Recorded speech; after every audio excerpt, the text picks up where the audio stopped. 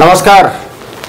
आज हमारे साथ उपस्थित हैं साहित्यकार, समाजसेवी डॉक्टर सच्चिदानंद प्रेमी जी।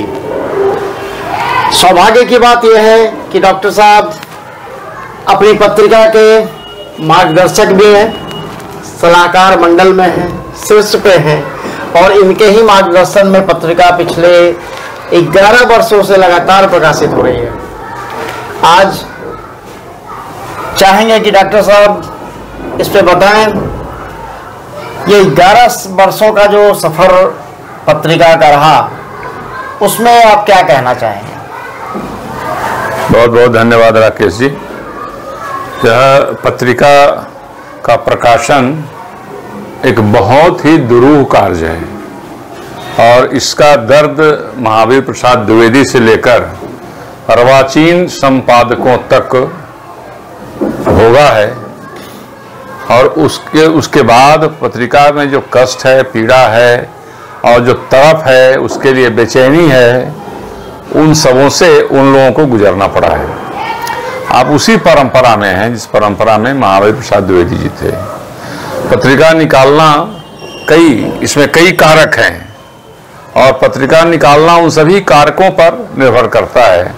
कौन सा कारक कब बिछुड़ जाए, कौन सा कारक कब नाखुश हो जाए, कौन सा कारक कब अनुपलब्ध हो जाए और उससे पत्रिका पर क्या प्रभाव पड़े, यह बहुत बड़ी बात है। इसकी विवेचना और इसका संश्लेषण एक प्रकाशक के लिए, एक संपादक के लिए बहुत गंभीर हो जाता है। देखिए, आपकी पत्रिका से मैं शुरू से जुड़ा हुआ हूं और उस समय भी मैंने कहा था कि पत्रिकाएं शुरू तो होती हैं, लेकिन वे मेढक जो बरसात के दिनों में सावन भादों में दिखने लगते हैं, वे आसिन दशहरा नहीं देख पाते। दशहरा देखा भी दिवाली नहीं देख पाते।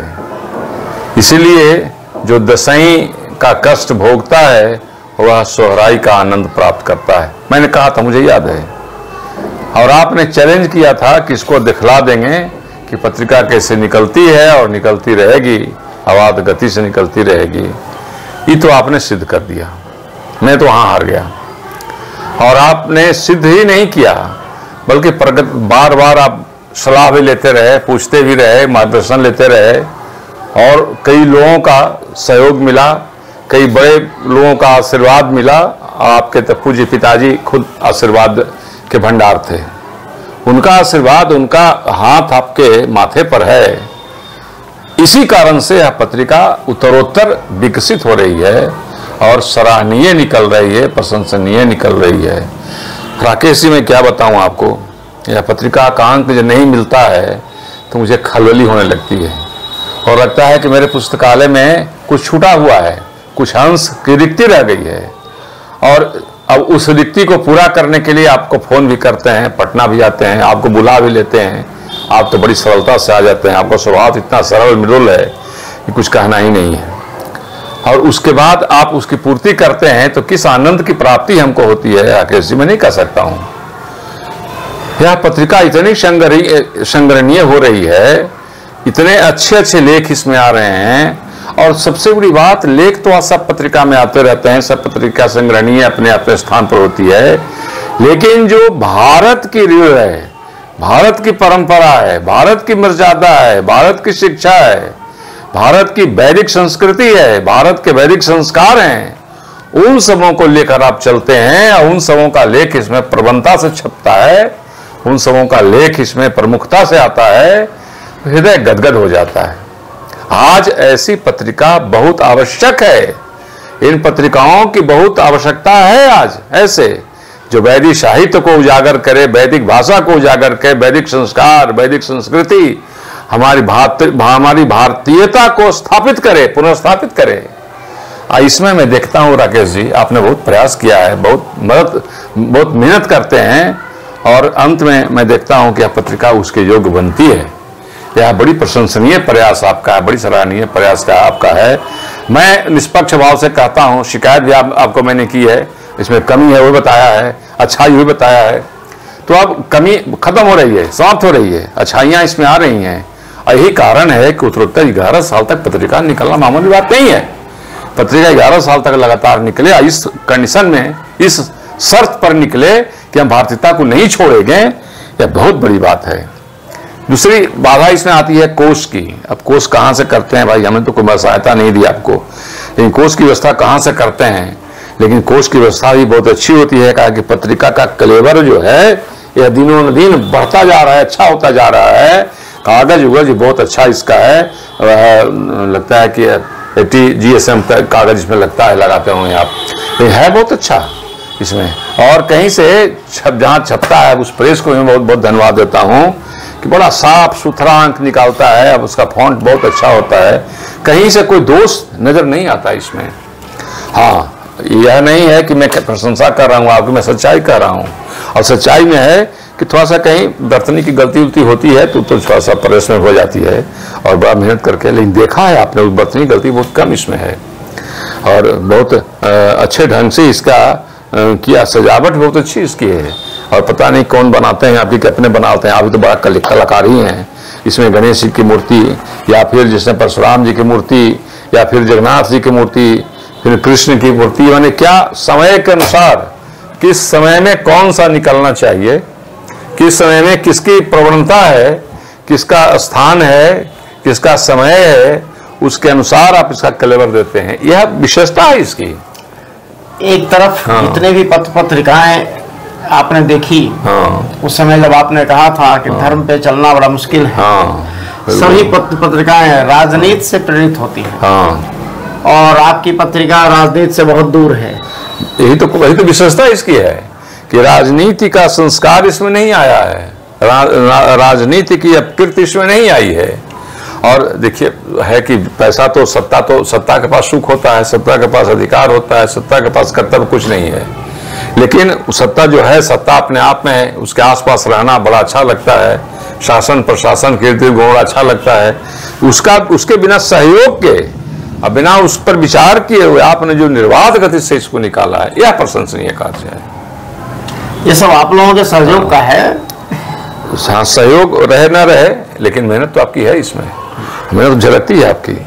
कैसे काम करते हैं आप, पेशे से वकील हैं, कोर्ट भी जाते होंगे, आप LIC भी चलाते हैं, तो LIC के लिए भी काम करना पड़ता होगा, और उसका इतने लेखों को जमा करना, लेखक लेख देना नहीं चाहते हैं, बड़ी मुश्किल से बड़ा गो हाथ पड़ी लिख देते हैं, और उनसे लेख ले लेना और उसको छापना, फिर उन तक पहुंचाना, यह जो शर्त होती है आपकी, क्या कहें आपको, महानता आपकी है, वह नहीं कही जा सकती है। भारत के साथ चाहे वो साहित्य हो, पत्रकारिता हो या राजनीति हो, सभी ने भारत के साथ धोखा किया है। जरूर जरूर जरूर किया है।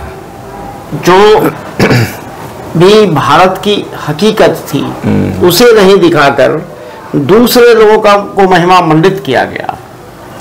जो पात्र नहीं थे उन्हें गढ़ा गया, और हिंदुओं को नीचा दिखाने का सभी ने कार्य किया है। बिल्कुल कार्य किया है।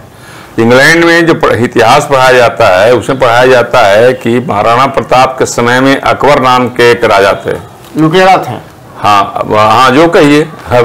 और यहाँ पढ़ाते हैं हम कि हमारे यहाँ अकबर के समय में महाराणा प्रताप इस तरह के थे, वो क्रांतिकारी नहीं उनको कहते हैं, हाँ, उनको कहते हैं कि से राजद्रोही थे। क्या पढ़ाए हम अपने बच्चों को, हमने पढ़ाया लुटेरा के बारे में, गोरी के बारे में, गजनवी के बारे में, गजनी के बारे में हमने पढ़ाया, जो इंसान को लूटने के लिए आया था, लूट रहा था, लूट के जा रहा था यहाँ से। हमने पृथ्वीराज का सौज नहीं पढ़ाया उसको। सोचिए कि जिस, मैं थोड़ा कहूंगा, हो सकता है कि आपके अनुकूल हो कि नहीं हो, अनुकूल नहीं हो तो हटा दीजिएगा, लेकिन जिस पृथ्वीराज की पत्नी को, जिस रक्षिता को फेंक दिया था मुसलमानों के बीच में, और उसकी हम पूजा करने जाते हैं अजमेर शरीफ में, हम चादर चढ़ाने जाते हैं अजमेर शरीफ में। यह विडंबना हमारी है, हिंदुओं की नपुंसकता है, बिल्कुल है साहब। जिसके बेटे को चुन दिया दीवाल में, वो अभी सिख आज मुसलमान की खिदमत कर रहा है। कैसे वो लोग हिम्मत पड़ती है कि मुसलमानों के साथ बैठ के कहते हैं कि एक मुसलमान नहीं कहता है कि हिंदू मुस्लिम भाई भाई, लेकिन हम कहते हैं मुस्लिम हिंदू भाई भाई, हम नारा लगाते हैं। ये कायरता हमारी है, और जहां कायरता होगी वहां पर न्याय नहीं होगा, अन्याय ही होगा। गांधी नोआखाली में जब लड़ रहे थे, एक भी कोई मुसलमान ने अपना शस्त्र उनके सामने दिया था? और यह जो है हिंदू का ही शस्त्र इन्होंने मांग लिया और गुस्से में आकर कहा, लो गांधी लो, उठाकर शस्त्र उनके गोदी में डाल दिया और पिटा गया, कटा गया। एक बल कहीं बोला गांधी ने कि हाँ इतने लोग मारे जा रहे हैं? नहीं बोला। कभी भी भारत में नोआखाली या फिर आपका मोपला पे चर्चा नहीं होती है। अभी लाखों हिंदू मारे गए, नहीं, चर्चा नहीं होती है। और चर्चा इसकी होती है हिंदुओं की, जैसे एक मुसलमान मर जाए, देखिए कि राष्ट्रवाद खतरे में पड़ जाएगा, और हिंदू कट जाए तो कोई बात नहीं, हिंदू कटने के लिए है ही। तो हिंदुओं के साथ नैरेटिव जो गढ़ा गया, हाँ, जैसे एक छद्म इतिहास बताया गया, हाँ, सिकंदर ने भारत पे आक्रमण किया, हाँ, और सिकंदर कहाँ भारत पर आक्रमण किया? सिकंदर था ही नहीं कभी। हाँ, आया कहाँ भारत, इधर आया कहाँ वो? दूसरा चीज एक और बताया जाता है, अकबर की रानी जोधाबाई है ही नहीं, कहीं जोधाबाई है ही नहीं। अकबरनामा पढ़िए ना जी, अकबरनामा पढ़िए, जितनी किताबें अकबर के समय की लिखी हुई हैं, किसी भी कवि की लिखा किताब पढ़िए, कहीं जोधाबाई नहीं है। उसमें पांच रानियों का जिक्र है, पांचों मुस्लिम थी सब। और जोधाबाई गई और कृष्ण की मूर्ति बनाकर रहती थी। मैंने इतनी चमचाई, ये हमारे साथ अन्याय हो रहा है, हमारा अन्याय हमारे साथ अन्याय है। तो क्या वर्तमान सरकार जो सो कॉल्ड हिंदुओं की सरकार है, क्या इसको जागने की आवश्यकता नहीं थी? अब सरकार तो 10 साल हो गया, कब जगेगी सरकार? तो ये तो इसको जगना चाहिए। तो ये भी तो उसी के रास्ते पे चल रही है जैसे कांग्रेस चल रही थी। हाँ, चल रही है, लेकिन एक है कि हिंदुओं को थोड़ा जगाया है इसने, या मुसलमानों को जगाया है? मुसलमान जग गए अपने हिंदू के जगने से। हिंदू तो नहीं जगा, लेकिन मुसलमान जरूर जग गए। हाँ, जग गए, जरूर जग गए हैं। लेकिन हिंदू, अब क्या हिंदू की बात तो हिंदू कहते हैं। देखिए, हमको एक कहानी याद आ रही है कि धीर सिंह थे गुरु गोविंद सिंह के जमाने में, और भीर सिंह उनके, गुरु गोविंद सिंह लड़ते थे और लड़ने में उसमें हिंदू भी मरता था, मुसलमान भी मरता था, मुसलमान ज्यादा मरता था, हिंदू मरता। उद्देश्य मुसलमानों को मारने का था, हिंदू में ज्यादा था उसमें।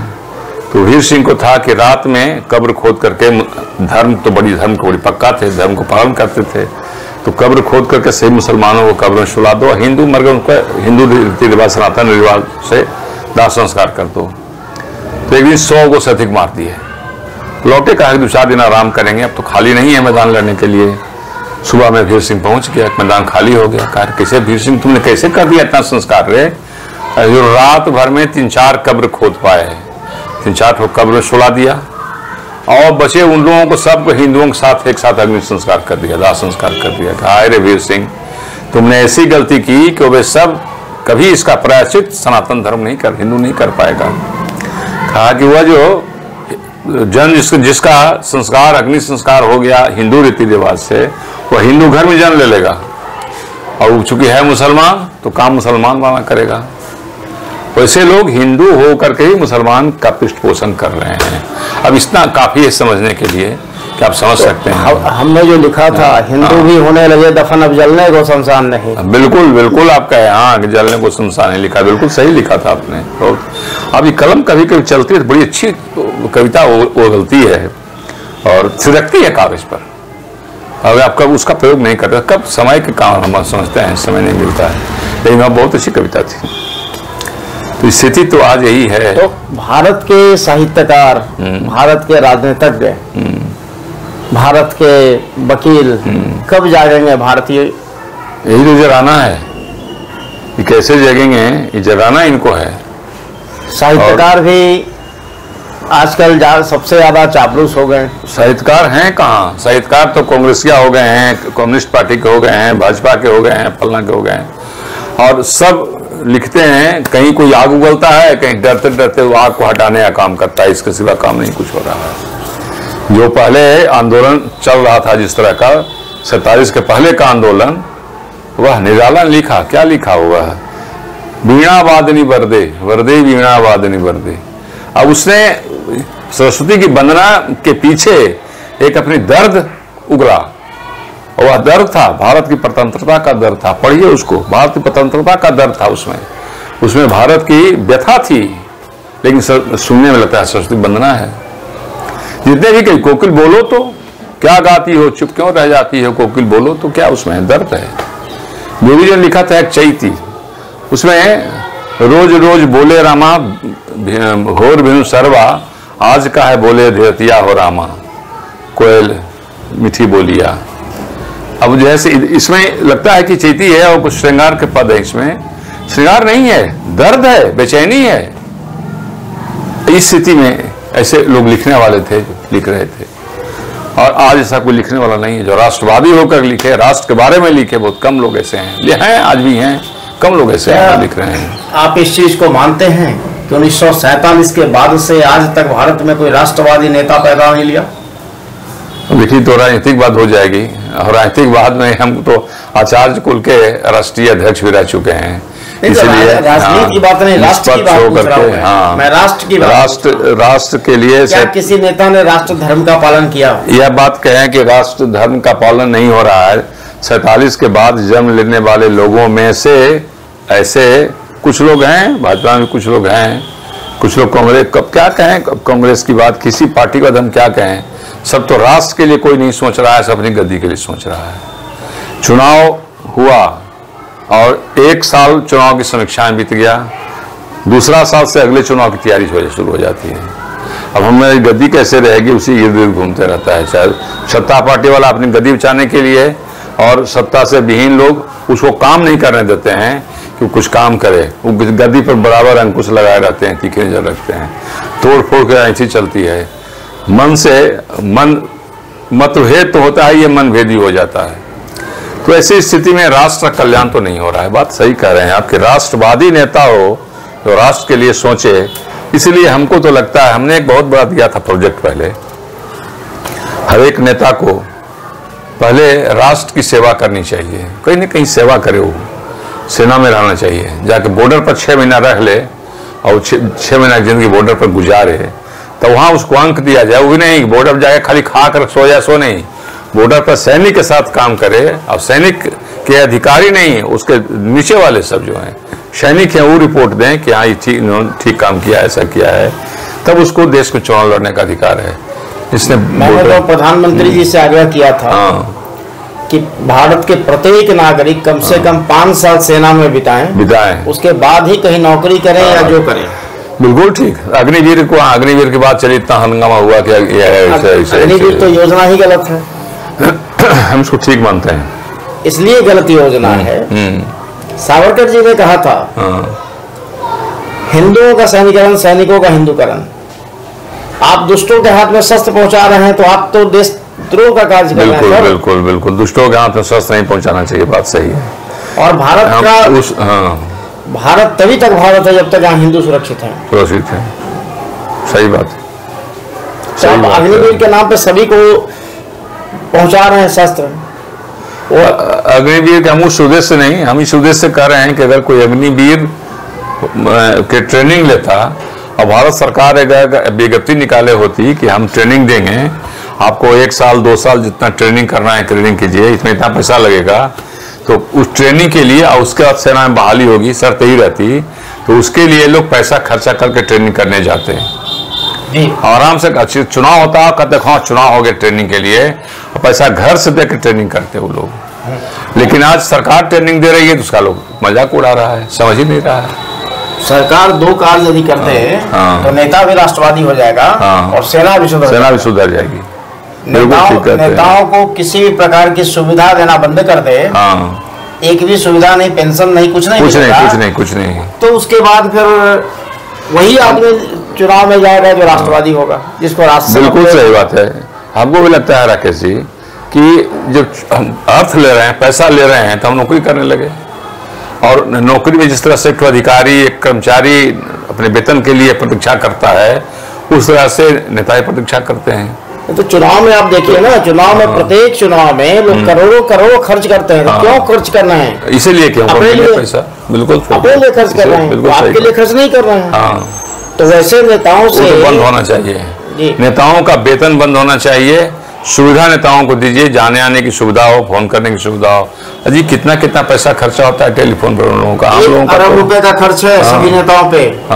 मैंने कई बार अपने चैनल के माध्यम से कहा कि जिस देश के जीडीपी का 45% अनप्रोडक्टिव एक्सपेंडिचर होगा वो देश कभी विकास कैसे करेगा, विकसित कैसे विकास करेगा। मोदी जी को करना चाहिए। पेंशन 3 पेंशन 4 पेंशन नेताओं को ले रहे हैं। मिलिट्री में 1 पेंशन, 1 पोस्ट 1 पेंशन हो गया, यहाँ 3 4 पेंशन लोग ले रहे हैं। ये गलत है, बिल्कुल गलत है, बिल्कुल गलत है। इन सिद्धांतों पर विचार करना चाहिए सरकार को। सिद्धांत पर अच्छी अच्छी बातें, सरकार की लाचारी होती है, सरकार चलाना होता है, इसके चलते नहीं कर पाते हैं। क्या कारण मतलब सरकार जो है वो स्वार्थ के वशीभूत है। कभी कभी तो लगता है ऐसा होता है, वशीभूत नहीं है, राष्ट्र के प्रति समर्पण नहीं है इन लोगों का। समर्पण बहुत नहीं है, नहीं कर सकते हैं, लेकिन राष्ट्र के लिए काम तो करता है। काम करने वाली संस्थाएं बहुत सी हैं जो काम करती हैं राष्ट्र के लिए। उसमें सरकार भी एक संस्था, उसी तरह की संस्था है। या भारत को साक्षात परमात्मा चला रहे हैं, इसमें दो मत नहीं है। वो किसी ने कोई आया था तो कहा था ना कि यहाँ भगवान है, हम महसूस हमने किया कि सब कुछ खराब होते हुए भी बढ़िया चल रहा है, कैसे चल रहा है। उसमें ही बढ़िया था, सौहार्द बना हुआ था। सब कुछ होने के बाद भी हिंदू सहनशील होता है, और हिंदू को बहुत ज्यादा हिंसक बना देना भी जो है ना, ये कायरता हमको लगता है कि है। सिंधु किनारे, समुद्र किनारे जाकर राम गोड़ हाथ पड़ते रह गए 3 4 5 दिन तक। कुछ सुना? लक्ष्मण का जब बाण का 18 सोखों सर संधानों, बाण निकाला और कहा कि आज हम समुद्र को सूखिए लेते हैं, संधान करते हैं। तुरंत जैसे समुद्र गोड़ हाथ गिरते चला है, बिना नमानत गए भी 3 दिन बीत, बोले राम सको तो भय भी हो ही नहीं प्रीत। इसलिए प्रीत के जड़ में भय है, थोड़ा होना चाहिए, और यही समाप्त हो गया है। डर कहीं कुछ है, किसी का डर है? मतलब हिंदुओं के लिए हिंदुओं का सैनिकरण, सैनिकों का हिंदूकरण अनिवार्य है। अनिवार्य है, बिल्कुल। तभी राष्ट्र बचेगा, सैनिकों का हिंदूकरण तो बिल्कुल अनिवार्य है, और हिंदुओं का सैनिकरण, माने हिंदुओं का सैनिकरण की कम से कम नेता लोग जो हैं खड़ा में, जहाँ भी खड़ा में, पंचायतों में खड़ा में, तो वो बॉर्डर पर रह करके हमें ऐसे से उनकी अति होगी। जी, बहुत बहुत आभार आपका, आपने बहुत ठीक लिया होना सर। हाँ, और सब ठीक है, बहुत बहुत